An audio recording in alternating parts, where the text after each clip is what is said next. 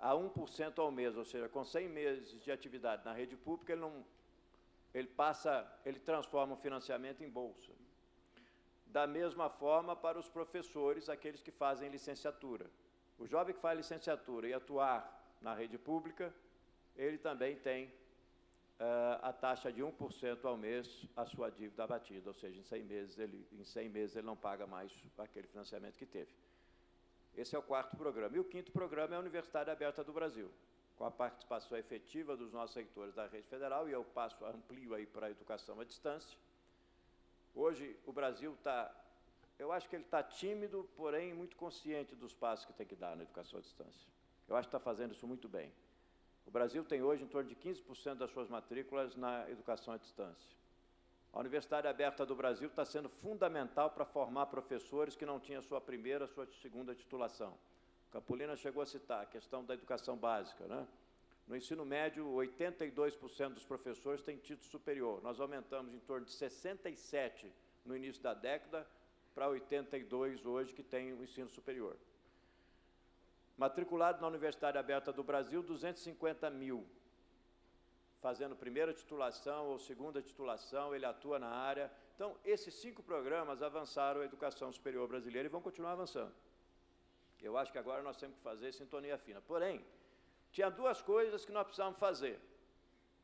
Porque, se você ampliar vagas e mantiver o mesmo sistema de acesso, você continua excluindo.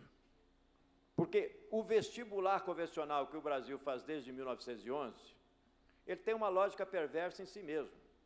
Não é porque alguém criou a lógica perversa, é porque a lógica perversa do vestibular é inerente ao processo.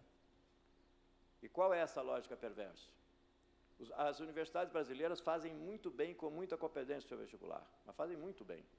Não é um vestibular conteudista, é um vestibular refletido, pensado, que leva o estudante realmente a ter uma seleção adequada. Nós não estamos falando de questões pedagógicas, nós estamos falando do processo em si. Qual é a lógica do vestibular? Que o Brasil, de novo, reitero, desde 1911, faz bem. O estudante se matricula em uma instituição previamente. Ele escolhe a instituição e um curso e faz a sua inscrição. Se ele tiver condições financeiras, ele faz em 2, 3 ou 4.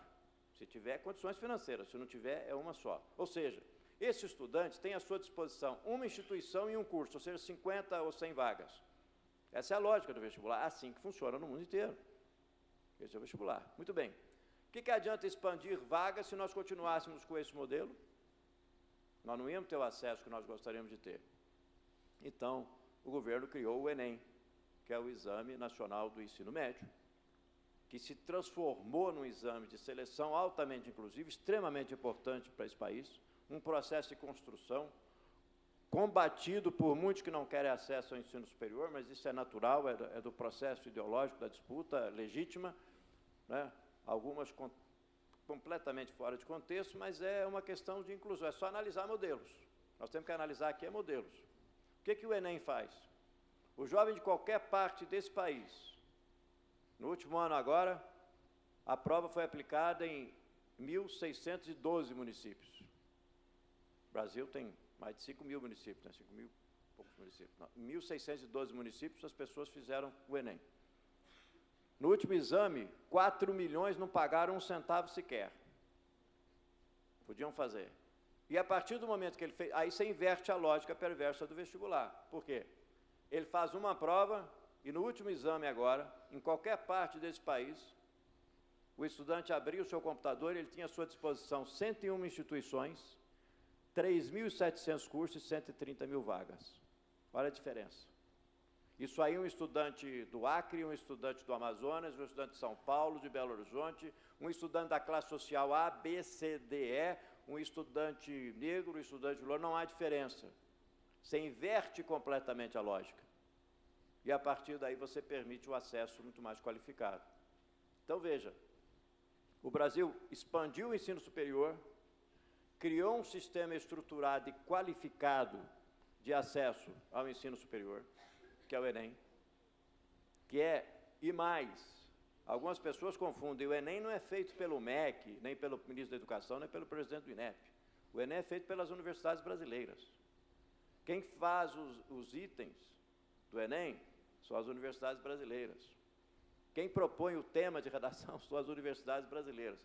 Aliás, esse ano é muito curioso, porque o processo não teve problema algum. E pela primeira vez nesse país, nós distribuímos 4.100.000 redações para todo mundo ver. É o único vestibular no país, pelo menos que eu conheço, que distribui 4.100.000 redações. Todo estudante poder ver suas notas e as suas redações. Aí resolveram discutir 6 redações em 4.100.000. 0,0000001%. Mas é um debate que eu topo, quero fazer. E mais, as 6 redações discutidas, todas tecnicamente extremamente bem corrigidas pela equipe, que são de professores de universidades. E o debate é válido. E sempre temos que aprimorar. Mas não é esse debate que está aí. As pessoas entendem, sabe? Que o debate é o seguinte: quem tem acesso às minhas vagas? Porque nós estamos falando de vagas públicas. Quem tinha acesso antes não quer que o sistema fique dessa forma, mas vai continuar assim. Nós vamos ampliar, porque nós precisamos fazer cada vez mais o acesso qualificado, nós precisamos fazer cada vez mais o acesso democratizado, sem perder mão da qualidade. Então, veja, com o Enem, agora, nós vamos para o próximo ano, batemos recorde de inscrição este ano, porque a credibilidade do processo, mais a consciência e o desejo de estar no ensino superior. Para vocês terem ideia, o número de confirmados esse ano, 7.173.000 jovens. 7 milhões. Ano passado foram 5.400.000, 5.700.000. Então, veja, isso é excelente para todos nós. Não é? Quando eu dei a notícia para o ministro, eu liguei para ele de madrugada, nós chegamos a 7 milhões e... Na verdade, os inscritos foram 7.800.000. Eu estava muito feliz. Depois eu me dei conta, eu falei, peraí, eu não sei, eu estou rindo de quê? Eu estou feliz por quê? Porque nós temos que fazer um exame desse tamanho. E fazer um exame desse tamanho é algo que... Mas vale a pena a causa. Vale a pena a causa. A causa tem que ter enfrentamento, porque o enfrentamento é legítimo. No modelo antigo, nós não teríamos a mudança que estamos tendo. Então, nós temos que continuar com a causa, combatendo aqueles que não querem o acesso, mas vamos fazer. A causa, ela precisa avançar. Então, esse sistema transforma. Para vocês terem ideia, a China acabou de fazer o exame deles agora. Eu ia estar lá, não pude estar, mas vou estar depois. A China fez o exame na sexta e no sábado. 9 milhões. Nosso é o segundo. É o segundo maior. Na China é um negócio interessante, né? É claro que tem diferenças imensas, né?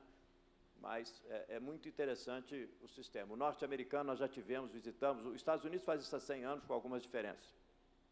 E finalizando todo esse contorno, isso não poderia ter sido feito. A expansão do ensino superior público, expansão do ensino superior privado, expansão da educação à distância, modificação da forma de acesso, sem o contorno da qualidade. E aí, o Brasil cria, em 2007, a Lei dos Sinais, que é o Sistema Nacional de Avaliação do Ensino Superior, que é um sistema extremamente consolidado, que fica no INEP, que tem 75 anos de experiência em avaliação da educação básica e educação superior. E o que esses sinais faz? Esses sinais, ele tem indicador de qualidade, muito claro. Para vocês terem ideia, nós fazemos por ano em torno de 6.000 visitas. A cada ano, são avaliados cursos, instituições e estudantes. O sistema tem essas 3 visões. E ele fornece indicadores. Por exemplo, nós temos um exame que nós vamos fazer agora em novembro, nós fazemos todo ano, chama-se ENAD. O ENAD avalia o estudante e a instituição do ponto de vista do estudante. Então, nós temos cursos a cada ano. Nós temos cursos de uma determinada área que em cada triênio se repetem. Então, esse ano nós vamos estar avaliando ciências agrárias e ciências biológicas, ciências médicas. São as avaliações que nós vamos ter. Então, todos os cursos serão avaliados, o estudante faz a sua prova. A partir daí, nós temos alguns indicadores de qualidade. Por exemplo, o conceito preliminar de curso, é o CPC. Confesso que não gosto do nome, ele não é conceito nem é preliminar, ele é um indicador de qualidade de curso. Mas o curso tem uma nota 1, 2, 3, 4, 5. Depois nós temos a visita que é feita e esse indicador de qualidade, ou esse conceito preliminar, se transforma em conceito de curso. Quando é feita a visita e se afere as condições daquela instituição, de novo, 1, 2, 3, 4, 5. Nós temos a avaliação da instituição, através do IGC, Índice Geral de Cursos.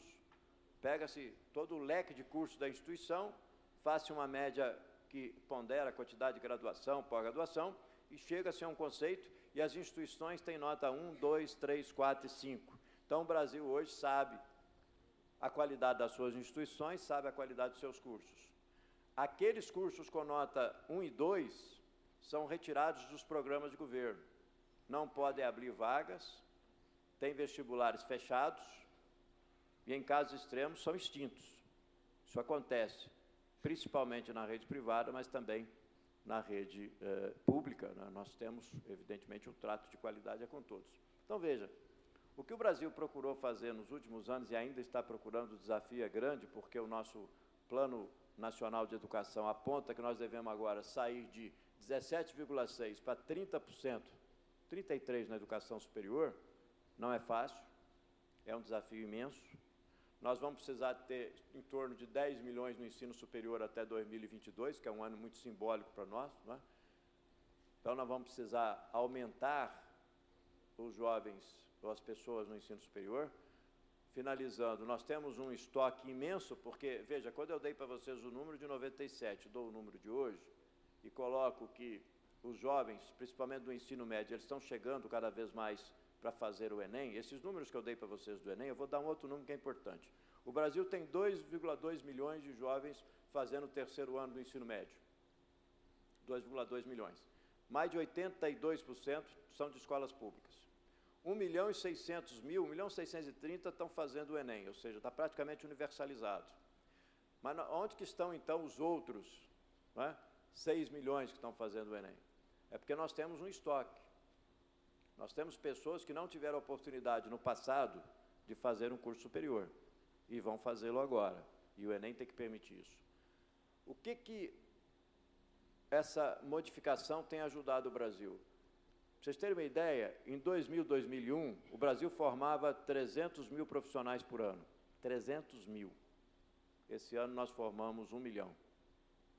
Ou seja, quando nós falamos em apagão de mão de obra, pela primeira vez a engenharia supera cursos na área mais de humanas, como direito e outros, porque nós temos uma distorção também na matriz de ensino superior do Brasil, a concentração em alguns cursos. Nós temos mais de 45% das matrículas em 5 cursos. Não importa quais são esses cursos, a concentração não é boa para o país. Então, o Brasil tem mudado, nós temos um desafio imenso nos próximos anos, e eu acho que esse desafio tem que ser feito em parceria. Nós temos muito que aprender com vários exemplos. Eu fui ex-reitor de uma universidade federal, tive a oportunidade de trabalhar muito com os nossos colegas da África, né, da língua portuguesa, enfim, Macau também incluindo, e eu acho que nós temos muito que conversarmos no que se refere à inclusão, experiência que temos em comum. Aprendi muito com diversas experiências que vi em outros países. Portugal tem sido um grande parceiro, mas todos os demais, tanto no que se refere à inclusão quanto à avaliação. Se nós temos muito que comemorar na educação básica, eu vejo, e aí o Brasil tem avançado muito no que se refere à educação básica, muito. Todos os indicadores mostram que nós avançamos nos anos iniciais, nos anos finais, ou seja, eu estou falando 5º ano, depois 9º ano e no ensino médio. O grande desafio nosso é ensino médio, mas temos avançado e avançado muito. Fomos o 3º país que mais avançou no PISA. Temos desafios, não é? Porque o que nós estamos falando aqui é de uma maratona, não é uma corrida de 100 metros. Mas temos avançado. O ensino, a educação básica nossa aumenta bastante, o investimento público aumenta. Encerrando, dá um número para vocês. O Brasil investia 0 na educação básica, governo federal. Hoje investe 47 bilhões. O Brasil passou de 3,9 para 5,1 de investimento do PIB, direto. Indireto dá 6,2 do PIB na educação. Todo esse aumento foi para a educação básica. A educação superior continuou com 1,1% do PIB. Eu acho que nós temos uma grande transformação a ser feita, precisamos fazê-la em conjunto. Eu acho que nós temos muito que compartilhar e eu quero aqui deixar o Ministério da Educação, o INEP, à disposição para que possamos fazer juntos. Muito obrigado.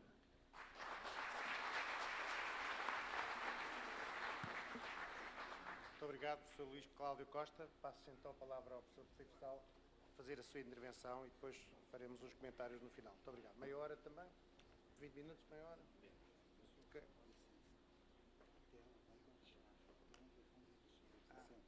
Depois, na hora da discussão, vocês retornam. Muito bem.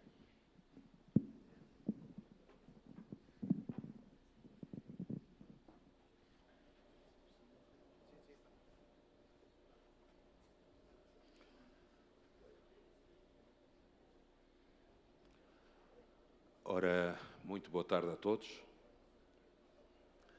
Começo por saudar o presidente da UP e agradecer-lhe o convite para intervir nesta sessão. Professor Jorge Ferrão, muito obrigado e o maior prazer em revê-lo. Cumprimento também o secretário executivo da CPLP, professor Campolina, que já tivemos juntos em várias sessões em Cabo Verde de trabalho, bem como os companheiros da mesa, coordenados pelo magnífico reitor João Guerreiro, da Universidade do Algarve, meu querido amigo também. O que eu irei neste momento abordar sobre os processos de inclusão e avaliação do ensino superior deverá ser focado em 3 aspectos que me pareceram importantes considerar. Um primeiro, sobre o mundo em acelerada mutação, as dificuldades do ensino superior em África e os níveis de abordagem educacional. Por conseguinte, eu começaria por dizer que em era de conhecimento, frequentemente se fala da necessidade de os sistemas educativos, nos seus 3 níveis de aprendizagem e nas diferentes vertentes de formação, terem de abranger um número cada vez mais vasto de crianças, adolescentes e adultos de ambos os sexos. Porém, nos dias de hoje, o desenvolvimento da sociedade de informação, o sistema educativo contemporâneo, passou a estar desajustado da atual situação de mudança. Como resultado desta brusca aceleração, John Naisbitt aponta alguns sinais que refletem esse mesmo desajustamento, dos quais apresento os seguintes exemplos. Nos Estados Unidos, em 1983, no relatório da Comissão Nacional para a Qualidade de Ensino, significativamente intitulado Uma Nação em Risco, refere-se que a presente geração de finalistas do liceu é a primeira na história da América a concluir o seu curso com menos conhecimento do que os seus pais.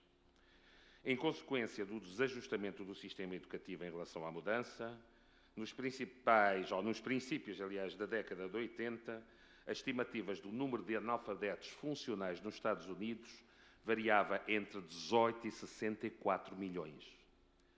De acordo com estes estudos, esta numerosa população não sabe ler nem escrever suficientemente, nem fazer cálculos simples que lhes sirvam minimamente para a sua vida cotidiana. As taxas de absentismo e abandono no ensino secundário aumentam dramaticamente a partir dos anos 70, tendo como consequência um afluxo crescente de jovens à procura do primeiro emprego, impreparados para um correto desempenho das tarefas exigidas na vida ativa. Para agudizar a crise, a invasão dos postos de trabalho pelos computadores, obrigando os titulares a uma familiarização mínima com estas ferramentas da sociedade de informação, o sistema educativo não conseguiu responder ao mesmo ritmo, correndo-se sérios riscos de estar a criar uma geração de analfabetos informáticos. Esta dicotomia, situação provocada pela aceleração da mudança e já constatada nos Estados Unidos, existe também em outros países, naturalmente, tal como testemunha o relatório anual de 1999 da Unicef. Ora, cerca de 1.000 milhões de pessoas vão entrar no século XXI sem os conhecimentos necessários para ler um livro ou assinar um nome, e muito menos para manejar um computador ou compreender um simples formulário. São analfabetos funcionais do mundo e o seu número é cada vez maior. apesar da Declaração Universal dos Direitos Humanos, com 50 anos de existência, e da Convenção sobre os Direitos da Criança em 1989, cerca de 855 milhões de pessoas, perto da sexta parte da humanidade, serão analfabetos funcionais nas vésperas do novo milénio.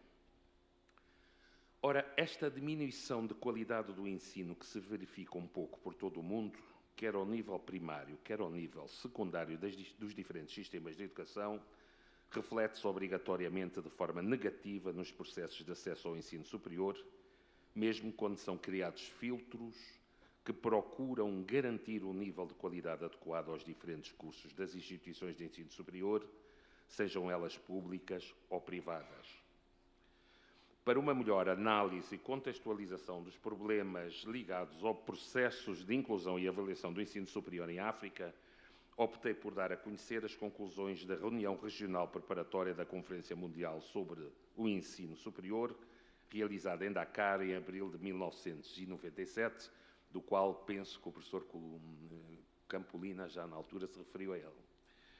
Ora, neste fórum foram identificados 11 problemas que definem a chamada crise estrutural e conjuntural do ensino superior em África. E então, são elas: parcos recursos financeiros e desequilíbrio entre orçamentos destinados a obras sociais e os orçamentos alocados ao ensino e à pesquisa, deteriorização das infraestruturas e falta de manutenção, remuneração insuficiente do corpo docente e dos investigadores universitários, desequilíbrios entre as capacidades instaladas e o aumento do número de estudantes, desequilíbrio entre a atividade de ensino e a atividade de pesquisa, em detrimento da última, desequilíbrio entre o número de estudantes da opção científica e tecnológica e os da opção humanidades, orientação dos programas de ensino fazendo ênfase na transmissão e restituição de saberes em detrimento do saber fazer e da resolução dos problemas prementes da sociedade, planos de estudo desajustados e duração demasiada do tempo das épocas de exames, insuficiência de planificação e da gestão provisional das atividades de ensino superior e da investigação, ausência ou insuficiência de formação pedagógica dos docentes e da formação em gestão universitária dos corpos diretivos e responsáveis administrativos das instituições de ensino superior e desequilíbrio de um género com prevalência de estudantes do sexo masculino. Diz-nos também o professor António Nova, magnífico reitor da Universidade Clássica de Lisboa, que não há ensino de qualidade, nem reforma educativa, nem inovação pedagógica sem uma adequada formação de professores.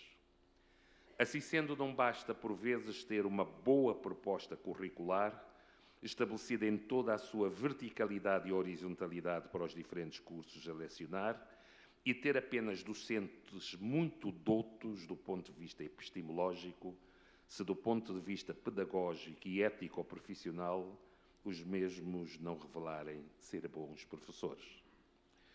Nos países em desenvolvimento, como é o caso de muitos dos países africanos, o déficit de professores formadores, quer em número, quer em quantidade, é gritante, porque para além de mal remunerado, o professor universitário em África, apesar do importante papel que representa como interventor social de excelência, é lamentavelmente pouco reconhecido. Daí que os países africanos percam todos os anos grande parte dos seus técnicos, frustrados pelo baixo nível de salário e pelas possibilidades que lhes são oferecidas pelos países de origem. Logo procuram emigrar para outros países onde as suas competências podem ser mais bem utilizadas e remuneradas. Com a escassez de bons professores, o perfil de entrada de candidatos ao ensino superior e o perfil de saída dos recém-licenciados torna-se obviamente deficitário, com consequências para o progresso económico e social do próprio continente. Frequentemente se diz que não há ventos favoráveis quando não se conhecem os rumos. Ora, independentemente da autoria deste pensamento ser atribuído por uns a Séneca e por outros a Confúcio, as questões educativas constituem, no mundo contemporâneo e nos seus diferentes e ancorados níveis de formação, primária, secundária e terciária, Uma questão social complexa, pelo que a sua abordagem terá de ser vista a várias escalas de análise, cada uma delas exigindo medidas de intervenção adequadas.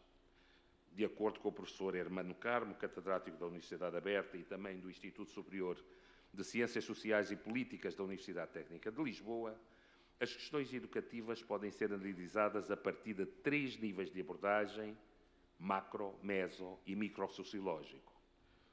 Contudo, devo antecipadamente frisar que na década de 80, os ajustes estruturais impostos por causa da dívida externa, apesar das reduções ou anulações decididas por instituições financeiras ou países credores, fizeram com que o número de matrículas só na escola primária diminuísse em 22 países em desenvolvimento.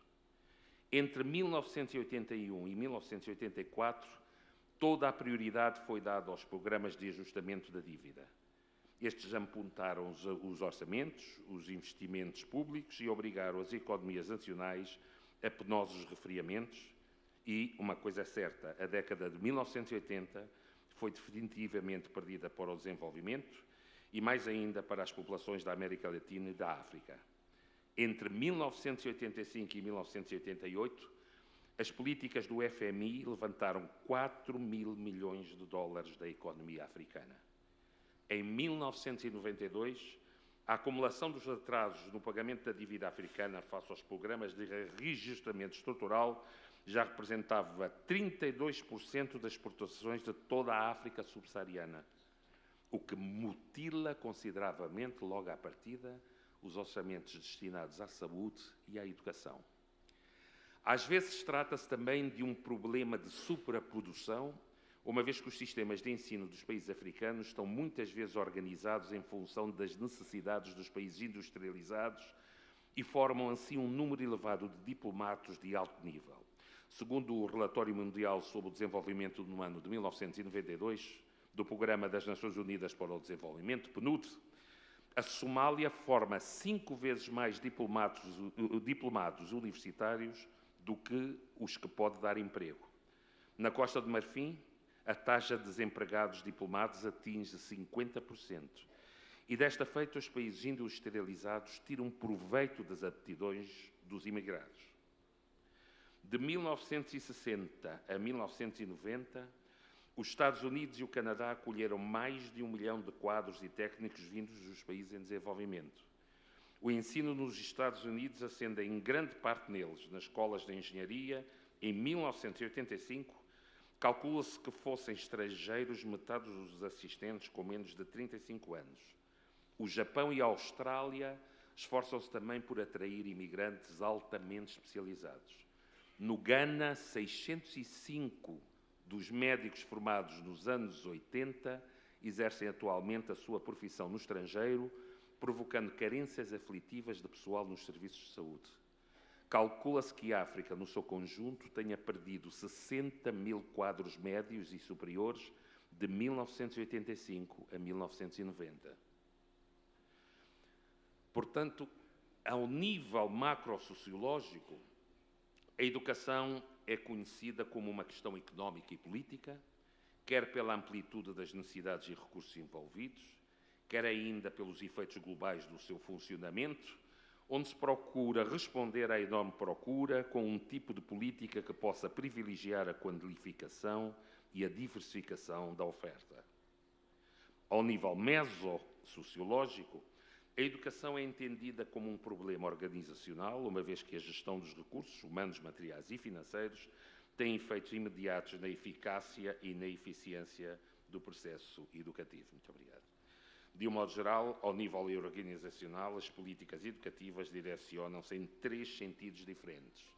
Na clarificação dos papéis e das regras de comunicação entre as instituições de ensino superior e os organismos de tutela, no estabelecimento de parcerias entre a gestão universitária e a comunidade envolvente, a fim de procurar potenciar os recursos mútuos que o desenvolvimento de projetos educativos em regime de corresponsabilização, na qualificação da gestão interna da universidade, registando-se uma consciência crescente de que o desempenho da função de gestão exige competências específicas para além da preparação profissional exigida a um docente.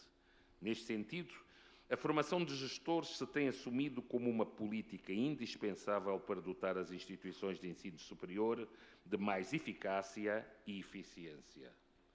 Ao nível microsociológico, a educação é entendida como um problema psicossocial, uma vez que o processo educativo resulta de relações interpessoais estabelecidas entre os diferentes protagonistas envolvidos no processo. Para este nível da esfera psicossocial, tem vindo a ser defendido todo um conjunto muito diversificado de políticas de intervenção, entre as quais saliento como de maior relevância as seguintes. No que toca aos estudantes, têm aparecido cada vez mais programas compensatórios que têm como propósito criar uma situação de discriminação positiva relativamente aos diferentes tipos de dificuldades socioeconómicas, étnicas, linguísticas, relacionadas com deficientes, etc. Relativamente aos docentes, a formação contínua tem vindo a assumir-se quer como um direito, quer como um dever, constituindo-se já não como uma excentricidade de alguns, mas como uma rotina de todos, valorizada em termos de progressão na carreira. Por fim, tem vindo a desenhar-se também políticas que visam dotar os maiores protagonistas da vida académica, professores e estudantes, de empowerment, de modo a que possam vencer dificuldades cotidianas de um processo complexo de ensino-aprendizagem em situações, por vezes, muito difíceis. Neste domínio, situam-se diversos programas de educação intercultural, de intervenção comunitária, de fomento de grupos de autoajuda e desenvolvimento da inteligência emocional. Em Angola, devido à gritante falta de quadros superiores nacionais, o processo de ingresso no ensino superior não é, por exemplo, suficientemente exigente, tal como são os exames de admissão em Portugal ou o vestibular do Brasil. No ensino superior privado, a entrada é ainda mais permissiva, bastando ao candidato apresentar quase o seu certificado de conclusão do último ano de escolaridade numa qualquer instituição de ensino secundário. Contudo, as preocupações com uma maior exigência de qualidade dos diferentes cursos lecionados em instituições de ensino superior começam agora a ser colocadas face à necessidade de se estabelecer uma maior coerência entre as certificações e as competências. Na realidade, a universidade é um alicerce fundamental para a formação e os governos dos países em desenvolvimento não podem deixar de lhes prestar a devida atenção. Porém, a mesma só virá a alcançar a qualidade mínima que se pretende se o ensino obrigatório for merecedor da atenção necessária por parte dos Estados, como refere o professor Adelino Torres, pela simples razão de que não se constrói um edifício começando pelo telhado. Ora, eu agradeço a vossa atenção.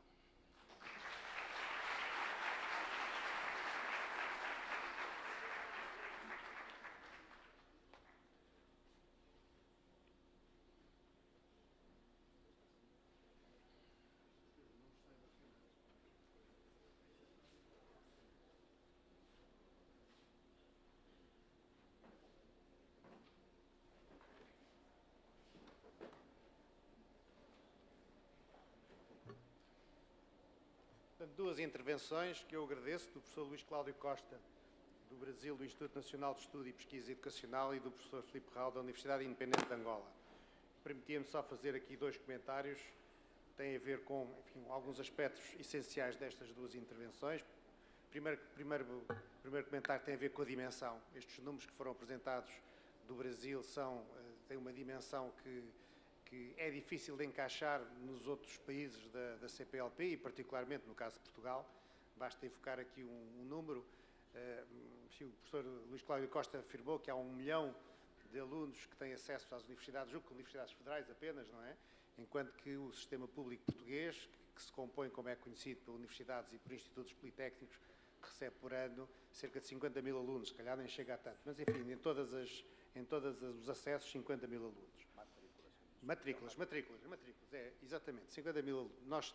Nós temos um sistema que oferece, neste momento, mais vagas do que a procura.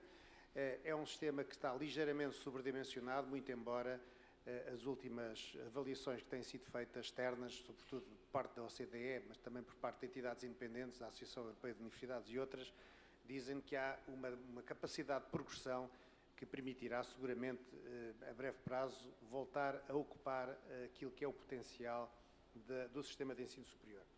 E também sublinhar um dos aspectos que é um dos objetivos estratégicos de Portugal, inserido, que está no espaço europeu, da União Europeia, que tem a ver com um dos objetivos para 2020, que vai no sentido de que 40% da população que tenha entre 30 e 34 anos em 2020 tem que ter um diploma superior. Nós, neste momento, estamos nos 27, 28%, e, portanto, há também aqui um trabalho de prospecção e de alargamento deste grupo que é fundamental. O segundo comentário tem a ver com a mobilidade. E, portanto, eu hoje em dia, como estamos num mundo em que os capitais se mobilizam, as mercadorias, enfim, têm uma mobilidade enorme, também o conhecimento e, sobretudo, os licenciados e os quadros têm essa mobilidade. Verificámos aqui na intervenção do professor Filipe Rao, enfim, a mobilidade que existe, ou que existia, mas provavelmente ainda existe em países africanos, mas nos países europeus é a mesma coisa. Portanto, o mercado profissional, o mercado das profissões, está cada vez menos localizado no país de origem e, portanto, é o mundo que existe à frente, que está à frente de quem procura uma inserção profissional. Em Portugal é a mesma coisa, hoje em dia, incluindo, enfim, por efeitos da crise por que nós passamos, a procura de atividades profissionais fora de Portugal é imensa e, portanto, tem a ver com esta mobilidade que nos atinge a todos. E, finalmente, o terceiro aspecto que eu gostava de sublinhar é a qualidade que está presente, ou que tem que estar presente nestes diversos temas. O professor Luís Cláudio confirmou bem isso. Toda a expansão, a expansão quantitativa que se está a fazer no Brasil tem um critério sempre presente de qualidade. O professor Filipe Zau também referiu a isso e julgo que é um elemento central que permite distinguir e dar credibilidade ao sistema e, enfim, criar dinâmicas que permitam que os nossos países tenham cada vez mais uma população qualificada, que é o elemento central de desenvolvimento dos respectivos povos e dos respectivos países. Temos agora ainda um pequeno espaço de debate e de comentários e, portanto, eu perguntava quem da assistência quer fazer algum comentário, alguma pergunta relativamente a estas intervenções.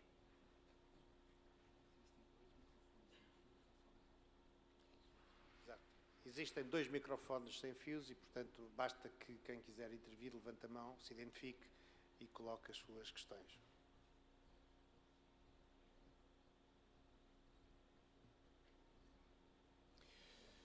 Lá atrás.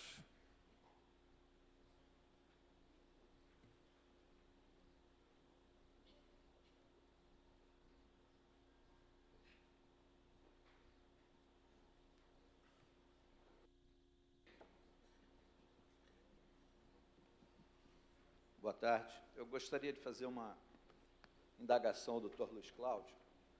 Sou o professor Marco Antônio, diretor do Instituto de Química da Universidade do Estado do Rio de Janeiro. Bom, a UERJ foi a primeira universidade do Brasil a adotar os sistemas de reserva de vagas, né, o popular sistema de cotas. E, como eu já tinha atento aqui para a palestra, eu levantei os dados da nossa universidade de 2006 a 2013 e nós temos na UERJ sistema de reserva de vagas para negros, estudantes oriundos de escolas públicas e deficientes e filhos de militares e bombeiros mortos ou incapacitados em serviço. E o curioso é que nós temos, de 2006 a 2013, o número de inscritos ou menor ou muito próximo ao número de vagas. Então, eu sou totalmente favorável ao sistema de reserva de vaga, né? Eu acho que o Brasil tem essa dívida com a sua população negra e de baixa renda, mas me espanta, 8 anos seguidos, né? Nós estamos no 10º ano de reserva de vaga, eu tenho os dados aqui de 8 anos seguidos, mesmo com esse reserva de vagas, nós não conseguimos preencher as vagas reservadas, né? Nós temos o número de inscritos muito próximos ao número de vagas e de classificados menor do que o número de vagas, sendo que a universidade tem que remanejar essas vagas da reserva para não reserva, para não ficar com vaga ociosa.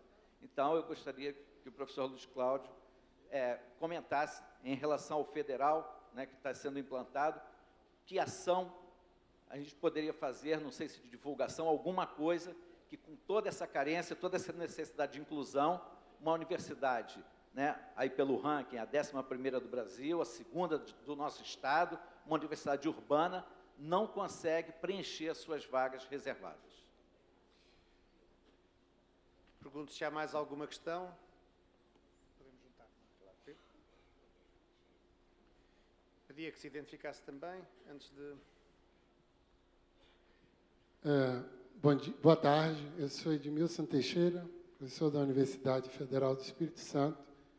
Estou aqui representando a Secretaria de Relações Internacionais. A Universidade Federal, particularmente o meu departamento de Engenharia Ambiental, ela coopera com Moçambique, né, há um tempo, e entre os projetos de cooperação mais recente, a gente tem um via o ProAfrica, né, que é apoiando a realização de um curso de mestrado na área de hidráulica e recursos hídricos. E é um curso de mestrado que ele não é contínuo. A primeira turma, Portugal apoiou, né, oferecendo professores, e mais isso, e essa segunda turma também está sendo garantida com um apoio brasileiro. Então, no espírito da cooperação, quais são as possibilidades, né, porque isso é bem real agora, a gente está tentando ver, quais são as possibilidades, aí talvez para o Cláudio, as possibilidades de o Brasil, Portugal, seja lá qual país for, cooperar, de fato, no sentido de garantir a esses países um programa de pós-graduação mais contínuos. A gente trabalha a questão de mobilidade muito no sentido, diria, tem muita oportunidade, talvez, no Brasil, de trazer alunos para estudar aqui.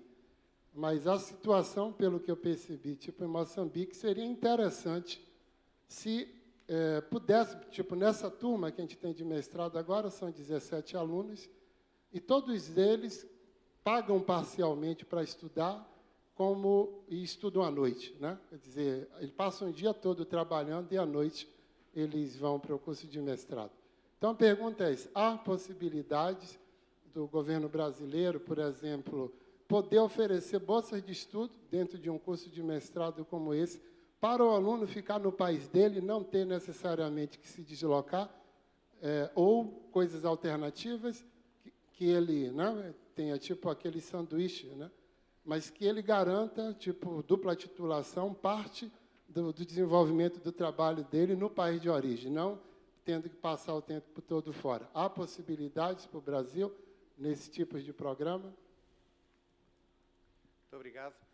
Mais uma terceira e depois passaríamos à mesa. Então, aqui, Unicamp, sim, e depois já vamos ali. Boa tarde, meu nome é Leandro Tessler, sou da Unicamp. Eu gostei muito de ouvir essas duas colocações, porque colocaram numa perspectiva importante a questão da inclusão no ensino superior e dentro de duas perspectivas diferentes. Então, eu queria convidar para uma reflexão, tanto o professor Zal, o professor Luiz Cláudio. A gente tem uma situação em que o professor Zal mencionou que basta ter um certificado de conclusão do ensino médio para se ingressar no ensino superior, o que me parece ser bastante razoável, não acho que isso seja ruim, desde que o ensino superior possa oferecer respostas diferentes para diferentes demandas. Então, eu queria perguntar, trazer isso para o contexto brasileiro, quer dizer, se a gente conseguiria chegar numa situação parecida com essa, e como que a gente poderia avançar nessa direção. Quer dizer, me parece que o modelo que nós temos de ensino superior hoje, em que buscamos uma qualidade, quer dizer, os indicadores de qualidade que a gente busca são sempre ligados à inovação, pesquisa, a atividades muito intensivas em trabalho intelectual, para uma situação em que se tem um sistema muito mais diversificado. Eu acho que os IFETs andam muito nessa direção. Como que a gente poderia chegar num sistema muito mais diversificado para atender as demandas da sociedade perante a universidade? Porque evasão a gente não mencionou, mas é um problema sério em toda parte, e isso vem muito de não respondermos às demandas dos estudantes. Quer dizer, como é que a gente pode avançar nessa direção? Muito obrigado. Outra aí.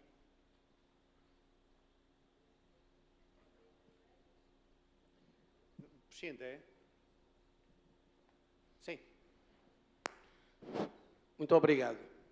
Eu chamo-me José Semedo, sou reitor da Universidade Gregório Semedo, uma universidade privada de Angola, e sou vice-presidente da mesa da Assembleia Geral da Associação das Instituições Superiores Privadas em Angola. Se bem entendi, o Dr. Luís Cláudio deu a entender que, para o governo brasileiro, o ensino superior tem o mesmo valor, independentemente da natureza jurídica da instituição que o ministra, ou seja, instituição de direito privado ou direito público. Foi o que eu entendi. E nessa perspectiva, todas as instituições estão debaixo do crivo da qualidade que se pretende. O que eu gostaria de saber é que políticas, que programas, em concreto, tem o governo brasileiro no relacionamento com as instituições de ensino superior privadas, enquanto, ao que me parece, parceiros do governo nesta luta pela melhoria da qualidade de ensino no Brasil. Muito obrigado.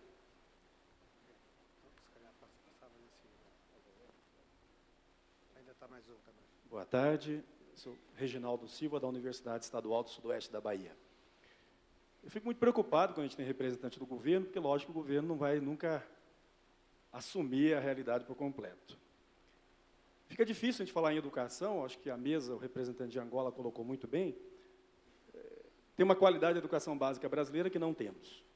Com um salário de R$ 1.500, $750, não dá para garantir educação de qualidade em lugar nenhum.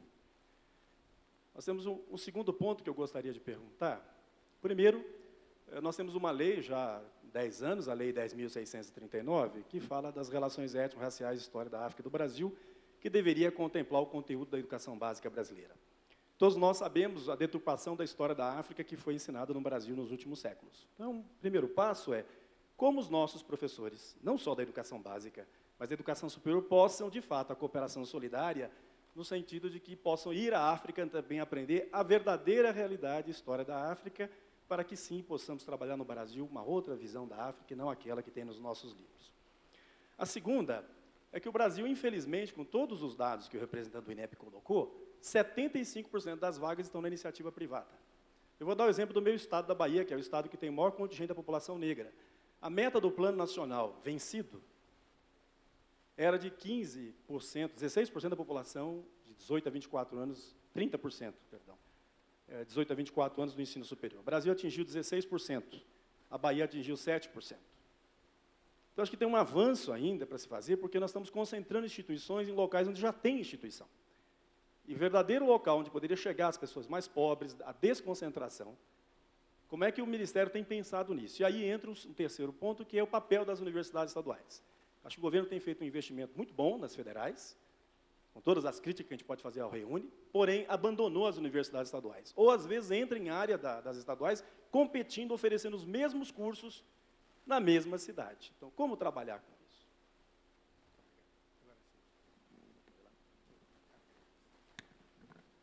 Bom, agradecendo as intervenções, vamos tentar aqui a cada um. Primeiro, Marco, realmente reconhecer, eu acho que a UERJ contribuiu muito para o que o Brasil avançou. Eu acho que essa lei de cotas agora, que foi aprovada por unanimidade no Congresso Nacional, tem muito da contribuição de vocês, o que vocês fizeram, e outras instituições, aqui a UFMGT, a Federal da Bahia, enfim, várias outras, eu não quero ser injusto, que tiveram a coragem de perceber que era necessário fazer a inclusão com qualidade. Vocês contribuíram muito para isso. Eu tenho duas teorias. Eu fiz um estudo detalhado sobre essa questão das cotas, porque eu não sei se todos os colegas aqui sabem, o Congresso Nacional acabou de aprovar uma lei que, para mim, eu tenho muito orgulho de ter dado o parecer pelo Ministério nessa lei, que é a lei das cotas, que eu concordo completamente com a lei. Ela inova porque ela é por curso. É 50% de cada curso. Eu vou dizer para vocês um exemplo que eu falei isso em vários fóruns, vou dizer aqui de novo. Eu tenho a idade que tenho e nunca fui atendido por um médico negro na minha vida. Quer dizer, esse não é o país que nós queremos. Então, havia uma exclusão que, além de existir no acesso, ela muitas vezes excluía para o curso. O curso mais concorrido, você não tinha acesso à pessoa de uma classe social mais baixa ou até com uma certa característica racial, que é simplesmente absurdo. Então, avançou bastante, foi aprovada por unanimidade no Congresso Nacional. Aí nós fizemos o seguinte estudo, né, porque a lei de 50% em 4 anos, começou esse ano agora, com um percentual de 12,5% e vai caminhando 4 anos. A primeira coisa que nós fizemos, quando você pega os 2.200.000 estudantes da escola pública brasileira e os concluintes, em torno de 1.800.000, que são os que concluem, se você pega os 250 melhores da escola pública, 250 mil melhores da escola pública, eles têm rendimento igual ou superior aos 250 mil melhores da escola privada. Que 250 mil é o total da escola privada, tá? A grande participação é da escola pública. Então, veja, nós não vamos ter problema no início, viu, Leandro? Vem um pouco a sua também. No início, esse pessoal vai entrar e vai entrar muito bem. O problema vai vir depois e por alguns cursos. Isso vai mexer muito com a nossa universidade, o que é bom, eu acho que é uma coisa positiva. Agora, eu acho, Marco, que é simplesmente, e eu tenho falado isso para as instituições federais, para as espaços públicos, o que vai acontecer? Nós temos que pensar no Brasil como um todo. Eu tenho gente no Acre que sonha estar na UERJ. Eu tenho gente na Bahia, eu tenho gente em Minas que sonha estar lá. E ele não pode estar porque a exclusão é tão grande que nem permite. Por isso que eu acho que o sistema de acesso é importante. Quando você faz o sistema de acesso como o Enem e Sisu, você não tem mais esse problema. Porque a pessoa agora, eu tenho acesso, eu sonho estar naquela universidade, porque no Brasil nós tínhamos uma coisa perversa que ninguém... Aqui também nós temos, né? Mas no Brasil nós tínhamos, e a gente busca ter esses dados que ninguém conhece, que chama pré-evasão. É o sonho frustrado, porque a gente conhece a evasão. O Leandro falou, um problema sério que nós temos. O cara entrou, depois ele não fica. Essa é a evasão, tá bom, aí eu posso tratar. E a pré-evasão, alguém que sonhou em entrar. Então, eu acho que o que nós vamos ter que... E agora, o assunto estando em tona também, né, cada vez mais discutido, as pessoas vão perceber, porque tinha várias universidades que a pessoa de baixa renda ou de uma certa coisa sequer achava que podia estar ali. Ela não tinha o senso de pertencimento. Então, eu acho que agora nós estamos mudando isso. Então, eu acho que é uma questão de acomodação do processo. Eu acho que em breve vocês vão ter isso mais... Porque eu tenho participado, é emocionante, né? Você vai em algumas formaturas, é a primeira pessoa da comunidade que se forma em ensino superior. E isso começa a mexer com as pessoas, porque o jovem fazia uma troca. Ele trabalhava num local, ganhava um salário mínimo e comprava moto. Hoje ele percebe que o ensino superior permite que ele seja um cidadão melhor. Então, eu acho que é uma questão de acomodação. Em breve, acho que esse quadro vai se reverter para você no que se refere ao número de inscritos. Acho que a gente vai avançar por diversas razões. Edmilson, a CAPES está pronta para isso. Eu acho que é ter bons projetos, é avançar, fazer propostas. Nós temos uma parceria boa, várias universidades e instituições federais já têm parceria efetivas com a África, tem todo tipo de bolsa, de possibilidade, né? Aí, é claro, é sentar, fazer um programa conjunto, ver que programa vai ser esse, né? Isso você está dizendo é algo que vai além do PEC-G, do PEC-PG, é algo além disso. Olha, um programa específico, não tem problema algum, faz o programa, não falta recurso para isso, o professor Jorge Guimarães é muito aberto a isso, as universidades usem, né, as suas autonomia para poder trabalhar isso. Eu te digo o seguinte, o governo tem interesse nisso, né, vários programas já existem, então pode fazer, porque você tem razão, muitas vezes você não quer trazer o profissional para cá o tempo todo, pode ser aquele programa modular, né? Diversas maneiras, então isso é possível, tá? Não, é só fazer o bom projeto, desenha o projeto, vê o foco que é, vê a demanda e apresenta que tem espaço e tem recurso para isso na CAPES. Leandro coloca uma coisa interessante, e eu acho que a reflexão que ele traz é profunda, é o seguinte, vamos pensar nas vagas públicas. Vaga pública é um bem público. Se é um bem público, eu tenho vários colegas que defendem sorteio para esse bem público. Não é? Eu ainda acho que nós não podemos caminhar para aí, é a minha visão, mas eu acho legal, porque a reflexão do bem público é que é interessante. Se eu tenho um bem público, que é uma vaga numa instituição federal, num curso X, quem pode ter acesso a esse bem público? Eu estou convicto que nós temos que migrar de modelo, por isso que eu defendo o Enem profundamente. Migrou de modelo, e depois vamos requalificar o modelo. Então, eu acho que esse é o processo, e isso vai fazer, de fato, que nós possamos fazer a inclusão com qualidade, que nós precisamos ter, né?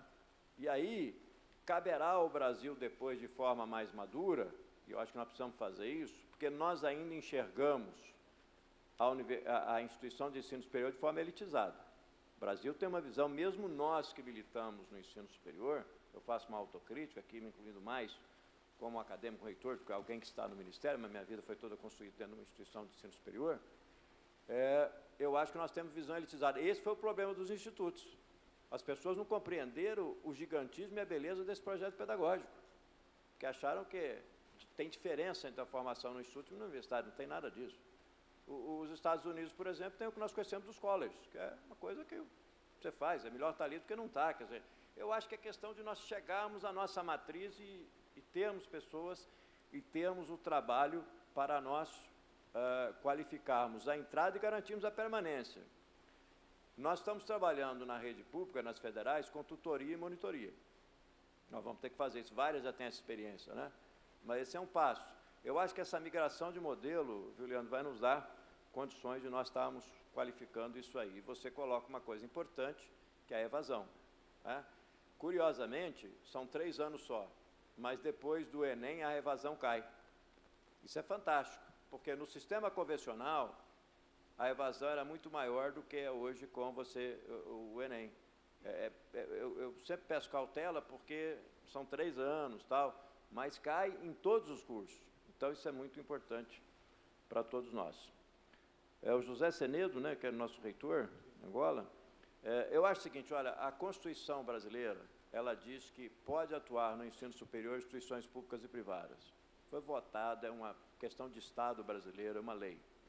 Nós, no Ministério da Educação, não temos nenhum preconceito contra a instituição privada. Nenhum. Nós temos um preconceito, uma definição contra a qualidade. Quem não tem compromisso com a qualidade está fora. É isso. Tendo compromisso com a qualidade, é extremamente bem-vindo no Ministério. Temos programas efetivos como o ProUni, o FIES e outros. O programa Ciências Sem Fronteiras é aberto também às instituições privadas. Não há qualquer preconceito. Temos um diálogo muito bom com as instituições privadas, sabendo as diferenças, sabendo o que cada um aponta. E eu quero, vocês sabem bem disso, não precisa dizer, Harvard é uma instituição privada, não é?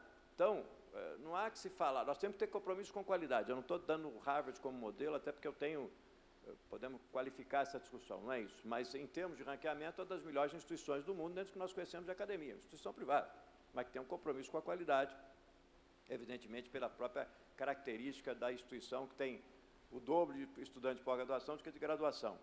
Eu acho Harvard uma boa vitrine, mas não é inclusão, diferente, por isso que eu queria qualificar um pouco a discussão. Mas, então, veja, não há nenhum preconceito, os programas estão lá, o preconceito que nós temos é com aquele que não tem compromisso com a qualidade. Tenho que dar um testemunho que existe hoje um grande esforço da grande parte do setor para se qualificar cada vez mais, até porque sabem que o estudante está ficando mais exigente. E veja o que vai acontecer no Brasil, é muito simples fazer essa conta. Nós temos 300 mil vagas nas instituições públicas federais. Se eu estou falando que eu vou ter cota para 150 mil vão estar fora. Para onde que eles vão? Eles vão para a instituição privada de qualidade. Agora, qual que eles vão procurar? De qualidade, é só fazer a conta. Então, a instituição que se qualificar cada vez mais, ela vai avançar. E o diálogo é muito bom, temos programas, tivemos que vencer até embates e debates ideológicos. Reginaldo, o debate é bom, veja, eu acho que aqui não tem governo, não tem ninguém, nós temos que falar os dados que são. Eu sempre digo o seguinte, veja só, vou te dar um número. Em 1997, nós tínhamos no Brasil 3 milhões de jovens no ensino médio. 3 milhões. Hoje nós temos 8 milhões. Para mim, o maior indicador de qualidade chama-se inclusão. Eu vejo muita gente discutindo IDEB, sem entender o que é IDEB, e falar que a educação brasileira está mal. Eu acho que a primeira coisa que nós tínhamos que discutir é a grande inclusão que se fez no Brasil nos últimos anos. Eu estou falando aqui de vários governos, não quero dizer que um governo só fez, não, apesar de termos números muito fortes para falar do último governo. Mas eu acho que o Brasil fez uma coisa que se chama inclusão. E nós estamos fazendo em 2 tempos inclusão e qualidade. Olha bem, se eu tenho um ensino médio com 3 milhões de pessoas, eu posso fazer com uma qualidade. Quando eu tenho com 8 milhões, é outra coisa. E está havendo um grande esforço do governo federal, eu já dei o número, mas vou repetir, aplicava-se 0 na educação básica, hoje aplica-se 47 bilhões.